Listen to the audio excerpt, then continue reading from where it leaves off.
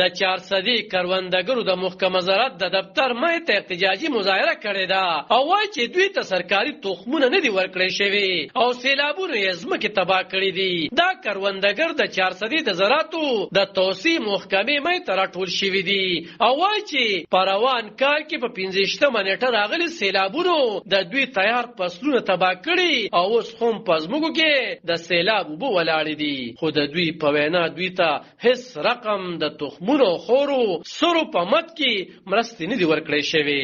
تخمونو پسې راغلي مونږ وایي چې مونږ ته راتخم میلاو شي چې کله سیلاب راغو نو مونږ د دفتر ته راغو انټري موکا دوی مونږ ته داسې نه ویلي چې مونږ له پرزونه راکې یا له کاغذونه رزمکې یا دا راکې یا دغه راکې. اوس چې خبر شو خلک وایي دوی پرزونه غواړي چې مونږ پرزونه راوړو دوی انټري نه کوي. نو انټري خو مونږ په سیلاب کې هم کړی را چې هغه وخت دوی مونږ ته ویلي وو چې مونږ له پرزونه راکې نو مونږ پرزونه هم راوړو. اوس دوی مونږ سره لاړ چې مونږ ته نن په غنو کې وبخایو چې زمونږ په پزمکو کې په غنو کې وب ولاړې دي. دوی لزه 2000 غوان ورکوم دوی را سره لاړ شي زه وته خیمه چې فصلونه اوس ما غسې وبو کې ولاړ دي او ټولر څخه خراب دي. مونږ را اعلی چارواکو نه دا مطالبه کو چې مونږ ربانی ریو کې زمونږ د اسونه زمیدارونه چیرې دي ټولو لري تخم ورکی. د کروندګرو د تخمونو په ویش کې د خوخه ناخوخه تورونه لګول شوی دي او وایي چې دوی ته نننې ورځ د رجستریشن ویل شوی وو خو نن ورته ویل شو چې د رجستریشن عمل بند شوی دی نو دوی د تخمونو غستلونه به برخه کړی شو.